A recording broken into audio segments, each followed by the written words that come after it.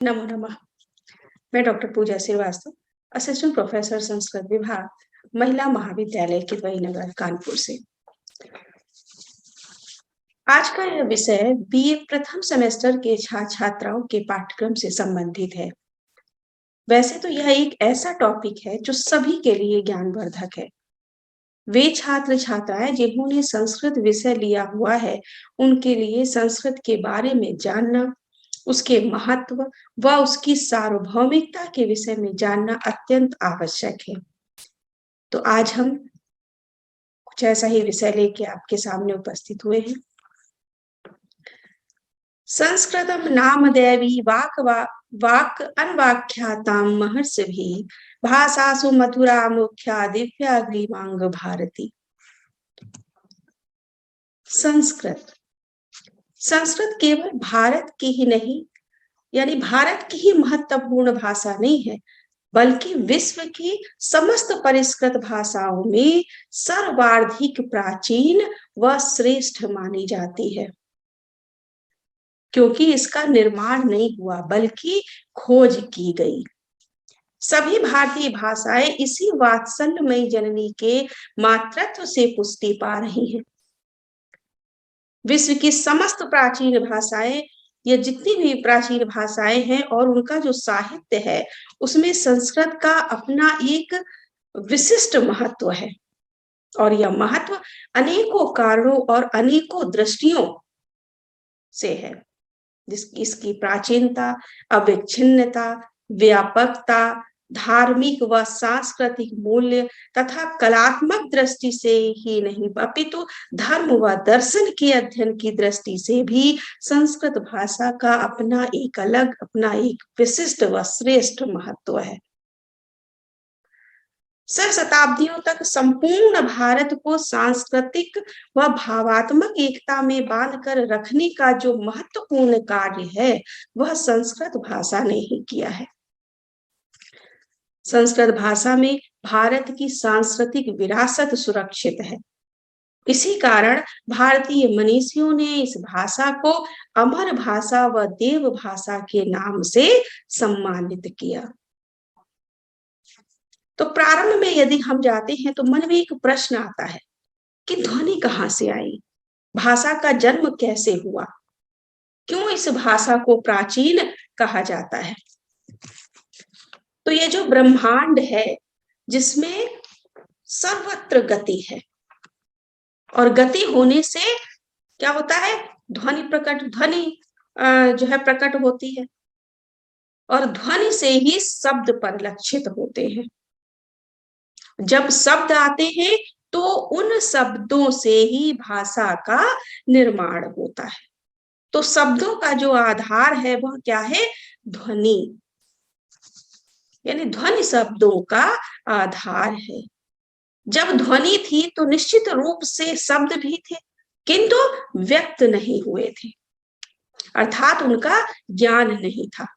उदाहरण के लिए लोग कहते हैं कि अग्नि का आविष्कार फला समय में फला ने किया, तो क्या उसके पहले अग्नि नहीं थी?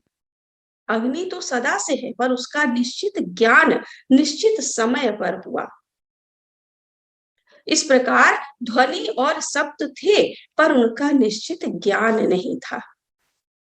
तो जब ऋषियों ने एकाग्रचित होकर ध्यान दिया तो ज्ञात हुआ कि ध्वनि का जो प्रादुर्भाव है वह ओम शब्द के रूप में हुआ है, यानी ओम सृष्टि की प्रारंभिक ध्वनि है। जब सूर्य की किरणें निकलती हैं और पृथ्वी पर आती हैं, तो सूर्य की किरणों के घर्षण से जो ध्वनि निकलती है वह होती है ओम। तेजस तत्व के अधिष्ठाता भगवान सूर्य यानी भास्कर की तेज ऊर्जा के संग निकलने वाली ध्वनि में ओम स्वर उच्चारित होता है। विज्ञान ने भी इस बात की पुष्टि कर दी है कि सूर्य से ध्वनि निकलती है और इस ध्वनि में ओम उच्चारण सुनाई देता है। फिर ऋषियों ने मानव जीवन की आत्मिक व लौकिक उन्नति के लिए शब्दों के महत्व और उनकी अमरता का गंभीर आकलन किया, कि संगीत में स्वरों की प्रधानता है। फिर उन्होंने एकाग्रचित होकर ध्यान से बार बार मुख से अलग अलग प्रकार की ध्वनियां निकाली और यह जानने का प्रयास किया कि मुख विवर के किस सूक्ष्म अंग से कैसे और कहां से ध्वनि जन्म ले रही है। इसका निरंतर व अथक प्रयास के उपरांत उन्होंने शुद्ध, स्पष्ट एवं अनुनाद क्षमता से युक्त ध्वनियों को ही भाषा के रूप में चुना। ब्रह्मांड से निकलने वाली 108 ध्वनियों पर संस्कृत की वर्णमाला आधारित है। ब्रह्मांड के इन ध्वनियों का जो रहस्य है वह हमें, उसका जो ज्ञान है वह हमको वेदों में प्राप्त होता है।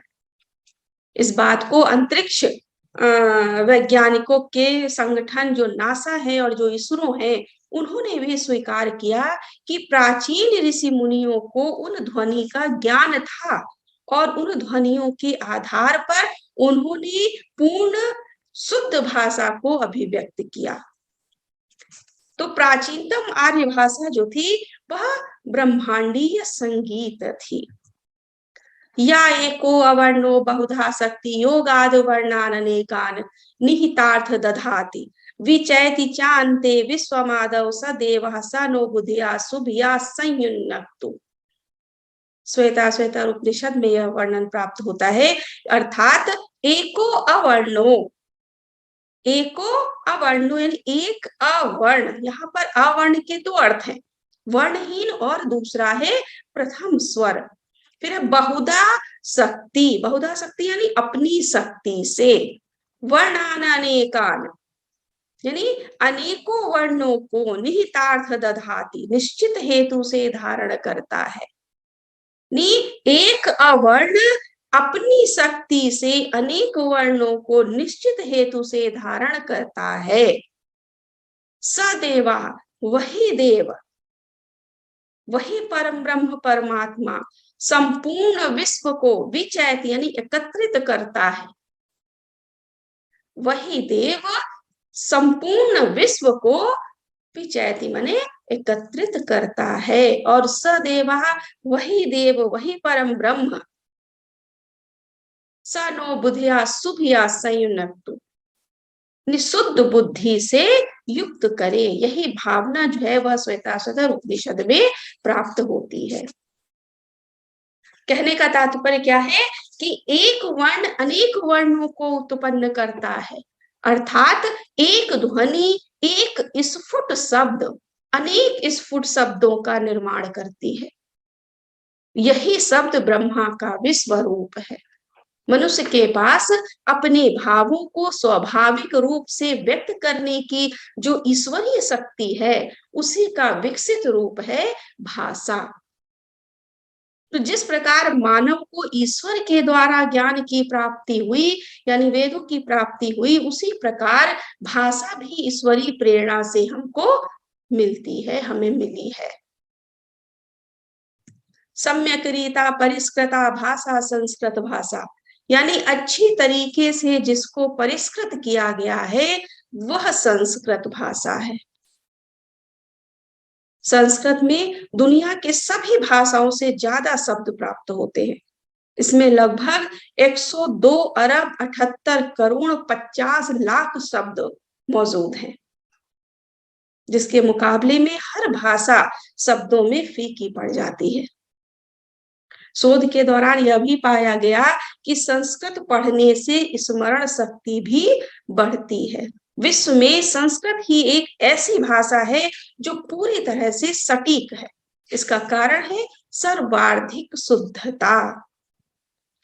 फोर्ब्स मैगजीन द्वारा संस्कृत को जुलाई 1987 में विज्ञान और कंप्यूटर सॉफ्टवेयर की भाषा का दर्जा दिया गया।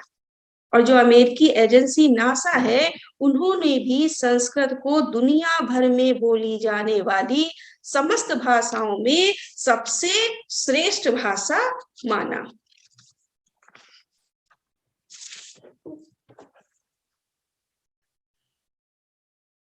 कहा कहा जाता है कि अरबी भाषा को कंठ से और अंग्रेजी भाषा को होंठ से बोला जाता है, किंतु संस्कृत विश्व की एकमात्र ऐसी भाषा है जिसको बोलने में जीभ की सभी मांसपेशियों का उपयोग होता है।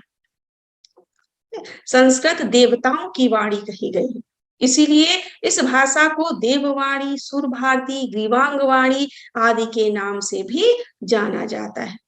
विश्व की समस्त भाषाओं की जननी, यानी संस्कृत भाषा को विश्व की जितनी भी भाषाएं हैं उनकी जननी कहा गया है। आधुनिक भारतीय भाषाएं जैसे हिंदी, बंगला, मराठी, सिंधी, पंजाबी, नेपाली आदि ये सारी ही भाषाएं इसी संस्कृत भाषा से उत्पन्न हुई। सभी प्राचीन ग्रंथ संस्कृत भाषा में लिपिबद्ध, यानी समस्त जितने भी प्राचीन ग्रंथ है जो है कौन से हैं, वेद आदि, वो सब इसी भाषा में लिखे गए, जिनका उद्भव देवताओं व ऋषियों के द्वारा किया गया। देवताओं के आवाहन करने के मंत्र आदि का निर्माण भी इसी भाषा में हुआ, प्राप्त मिलता है। संसार के सर्वप्रथम जो ग्रंथ है ऋग्वेद आदि इसी भाषा में जो त्रिकालदर्शी महर्षि थे उनके द्वारा भगवान की आंतरिक प्रेरणा से ही निर्मित हुए।